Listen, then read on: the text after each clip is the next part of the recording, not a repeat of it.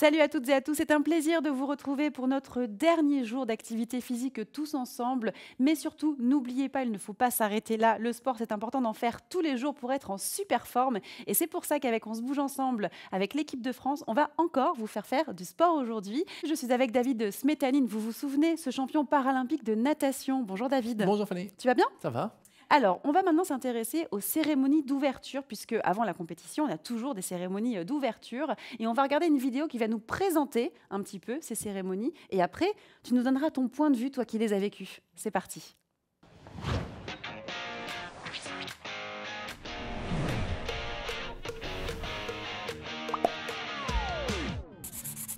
Je peux t'emprunter ton déo? Ouais, vas-y, c'est dans mon casier, serre-toi. Voilà, parfait, très bien. Déo? C'est quoi ça? Eh, ça tombe bien que t'en parles. Impossible. Ah si, imagine franchement l'effet que ça ferait. C'est impossible. Mais si, franchement, ça se fait. Alors, regarde. T'écoutes et tu regardes. Imagine, tu dresses 20 000 pigeons, d'accord? Tu donnes à chaque pigeon une bougie. Et ensuite, tu les fais tous s'envoler dans le ciel en même temps et ils font les lettres J-O. Franchement, c'est la classe, c'est la classe. C'est impossible. Mais si. Et en plus, c'est nul. Non, c'est pas nul. C'est un peu trop, peut-être un peu trop original. Mais ben justement, les cérémonies des JO, ça a toujours été original. Et surprenant aussi. Ah oui. Et c'est le but. Car la cérémonie d'ouverture des Jeux Olympiques est l'un des shows les plus suivis au monde, avec des centaines de millions de téléspectateurs. Pour le pays organisateur, c'est l'occasion de marquer le coup en démarrant la compétition en grande pompe. Que ce soit avec des spectacles de drones, des flash mobs géants, l'intervention de célébrités iconiques, des effets pyrotechniques de dingue, tout est fait pour scotcher le public. La cérémonie d'ouverture impressionne et donne le ton. Même si elle regorge toujours de nouveautés, ces cérémonies sont très ritualisées. Par exemple, on retrouve toujours le traditionnel défilé des nations où l'ensemble des athlètes invités aux Jeux défilent sous le drapeau de leur pays. Et puis il y a le parcours de la flamme. Oui, ça aussi. La torche qui sert à allumer la flamme olympique est tout d'abord allumée grâce aux rayons du soleil à Olympie lors d'une cérémonie organisée sur le site antique des Jeux Olympiques. Elle parcourt ensuite des milliers de kilomètres et passe de main en main avant d'entrer dans le stade olympique. C'est le relais de la flamme, symbole d'entente et de fraternité entre les peuples. Le dernier relayeur, dont l'identité est généralement gardée secrète, est chargé d'allumer la flamme olympique sous les acclamations du public, marquant ainsi l'ouverture officielle des Jeux. Dernière tradition, la cérémonie de clôture. Une dernière soirée organisée pour conclure en beauté les Jeux Olympiques. Là encore, le spectacle est au rendez-vous et doit faire écho au bon déroulement des Jeux. Les athlètes défilent sans distinction de nation cette fois. En fin de cérémonie, la flamme olympique qui aura brûlé durant l'ensemble de la compétition est éteinte. Wow. Une fin mémorable. Ouais, tu l'as dit.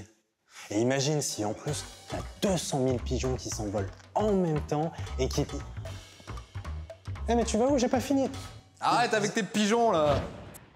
Alors forcément, comme je le disais avant cette vidéo, on a envie de savoir comment toi, tu as vécu ces cérémonies d'ouverture. C'est vrai que si ces cérémonies sont vraiment un moment particulier pour nous, j'ai une anecdote particulière, vraiment un moment très spécial. C'était mes premiers Jeux en plus à Athènes en 2004 et on a vu un athlète, je crois qu'il est du Turkménistan, qui était en béquille, avec des béquilles carliennes qui prennent sous les aisselles là, et il a défilé, un tour de force incroyable, il a défilé, la tête en bas, Oh, c'est fou. les pieds en l'air. On a été tous médusés, voilà, donc c'est vraiment un peu particulier qu'on voit et qui sont visibles nulle part ailleurs, je crois. J'imagine bien. Bon, bah écoute, on va maintenant continuer et surtout commencer à s'entraîner, puisqu'après les cérémonies d'ouverture, place à la compétition. Ouais. Alors, qu'est-ce qu'on fait aujourd'hui? On va travailler sur les épaules, élévation des épaules, dans différents sports, notamment la natation, c'est très important. Oui. On va le faire une fois à sec pour bien mémoriser le mouvement, puis après on prendra ce qu'on a sous la main, peut-être des livres. Des livres, ok. Comme ok. ça, les enfants de classe peuvent prendre leurs livres et puis Ouais. on va faire un travail avec un peu plus de poids comme ça. Parfait, alors on te suit. Vas-y, montre-nous. Alors, on va se passer un petit peu. Ouais. Il y a un mouvement qu'on connaît tous, du nom d'Arnold Schwarzenegger, qui s'appelle le mouvement Arnold. On écarte les bras, tranquillement. Être bien droit toujours, bien gainé, bien aligné. Ouais. On respire et on vient juste approcher les bras et on monte. C'est l'élévation des épaules, rotation, élévation des épaules. On peut en faire 10, 15, on peut en faire à plus ou moins grande vitesse, etc. Il faut essayer de chercher très très haut à chaque fois, bien haut. Comme nous, natation, c'est position d'alignement dans l'eau par exemple. Donc on essaie de monter bien haut. Hommage à Choisy, quoi. Voilà. Ça se fait avec des poids normalement. Ouais. Et nous, on va prendre des livres. On va prendre des livres. Un Merci. livre dans chaque main. Merci. Et on fait le même mouvement avec un peu plus de poids, tout simplement.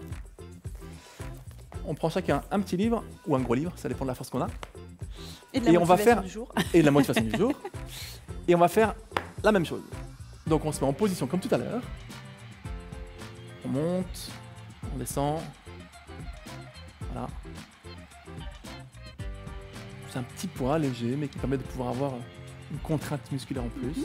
Et on n'oublie pas de bien boire entre les exercices, c'est important, et de bien souffler aussi en même temps. Faire un peu de musculation aux enfants, là. On peut tendre les bras comme tout à l'heure, on peut faire un travail de résistance comme ça, Ouais. on peut faire plein de choses. Et puis ce qui est bien, après le travail musculaire, c'est l'étirement. Oui. C'est important. C'est important de On va s'étirer, tenir. effectivement. Donc là, tu vas nous montrer un peu les étirements des épaules, des triceps peut-être, parce qu'on avait fait des Oui. dips la dernière fois qu'on s'était vu. Exactement, on n'avait pas pensé aux étirements. Ouais. On peut le faire soit, alors triceps, on prend les mains derrière le dos et on va venir tirer sur les bras en restant bien droit, le buste très très Peut-être droit. montrer sur le côté ce que ça fait. Exactement. Hop, on se met de dos comme ça. Voilà, et on voit toute la chaîne du muscle derrière qui se contracte, qui se tend tout le long, le triceps qui est juste là. Donc tirez doucement. Un étirement, ça ne va pas dépasser 15 secondes. Il faut vraiment le faire de façon assez courte, jamais forcé. Voilà. En douceur. Faire aussi les épaules. Ouais. On travaille dessus.